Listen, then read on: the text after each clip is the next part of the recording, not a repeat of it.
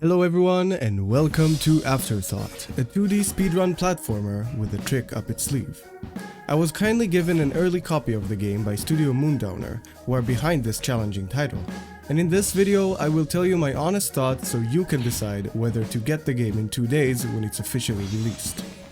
I'm your host, Strafe. Let's get into this.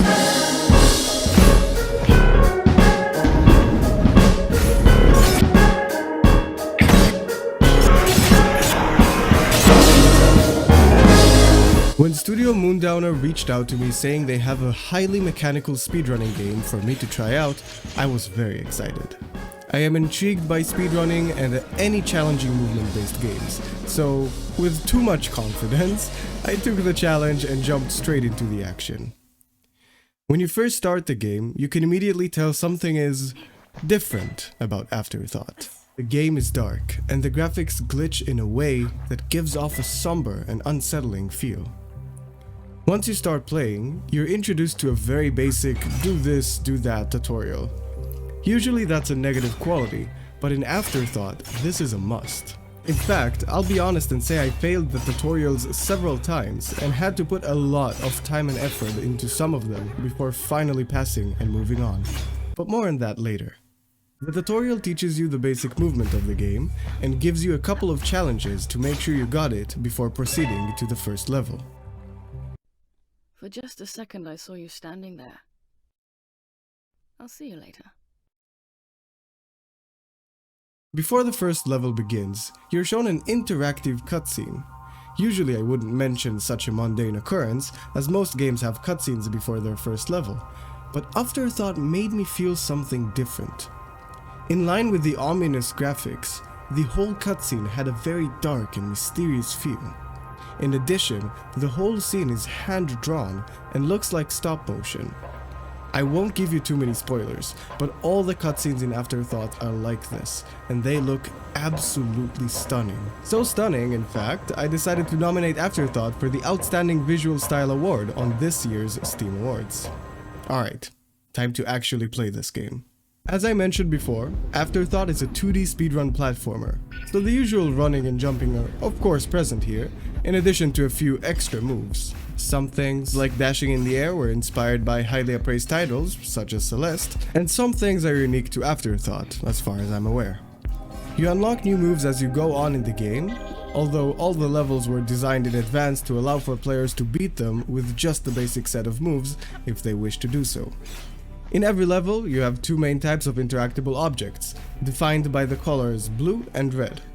Blue objects can be hit for a reset of your jumps, speed boost, etc., while red objects will stop you in your tracks, taking away all the momentum you have gained so far, unless you block them just in time to instead bounce on them or pass right through.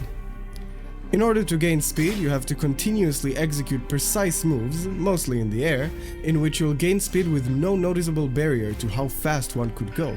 But if you touch the ground or one of the red obstacles, say goodbye to your hard-earned speed, as it's about to reset and you'll have to work for it back from scratch.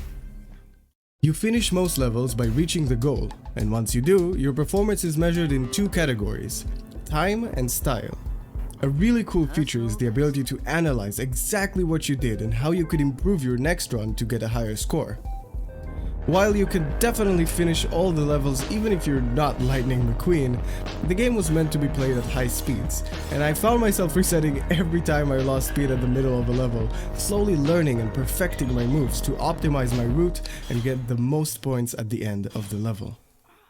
Afterthought is not an easy game whatsoever. Every time you unlock a new move, you're given a tutorial on how to use it. Even these tutorials proved to be a challenge, as I failed some of them several times and had to sit down for 10 minutes just to get past them. The levels themselves? Yeah, they can be done slowly, but what's the fun in that? If you want to actually do well, you'll have to really learn the mechanics of the game and reach pixel-perfect movement. Otherwise, you're out of luck, and forget about getting straight A's in this class. The difficulty curve is a bit too steep in my opinion, but the fact you can finish levels without all the bells and whistles grants Afterthought the extra credit it needed for me not to give it an F there, so we'll stick to a C+. As the old saying goes, Speed is key! speed! And once you manage to get the hang of it, you'll feel on cloud 9. Flying through the level, discovering all the different routes and optimizing your moves to get the best, most stylized run. Perfecting the movement is rewarding, as you can uncover new areas and truly feel the accomplishment as you reach the goal in earth-shattering speeds. The game feels smooth, allowing for a true skill-based feeling, except, of course, when you're just a bit lucky and somehow manage to land just on the right pixel to be able to keep your momentum a bit longer. There are also boss stages, where you have to avoid certain attacks while navigating through different areas in order to reach the top, only to then have another platforming bullet hell experience until eventually winning the level. From my experience, you can't die in Afterthought, but when you're hit, you lose all your momentum and you can't move for a short period of time, causing a big time loss and making you go back to be able to reach your speed once more to attempt that challenge again. I can go on and on about Afterthought's unique art and gameplay, but I want to conclude by saying it felt incredible to be sucked into such a different experience. I've even asked the developers to create a speedrun.com category for this game, as I'm planning on doing my best to master the game in order to achieve a time I'll be proud of. If you're in the market for a good challenge, and perhaps a piece of gaming art, Afterthought was made just for you. Oh, and also if you're a sadist. So, what do you think? Will you be giving this dark and agile title a try, or do you prefer walking slowly and safely? I'd love to hear afterthoughts in the comments below. Also, if you enjoyed this video, I'd highly appreciate it if you could subscribe to the channel and turn notifications on. I make a couple of videos every week and that tremendously helps me out. Also, feel free to join my Discord server.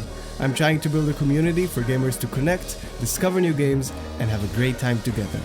Link is in the description. Strafe out. Whatever that was supposed to be. I guess. Wait, someone's calling me.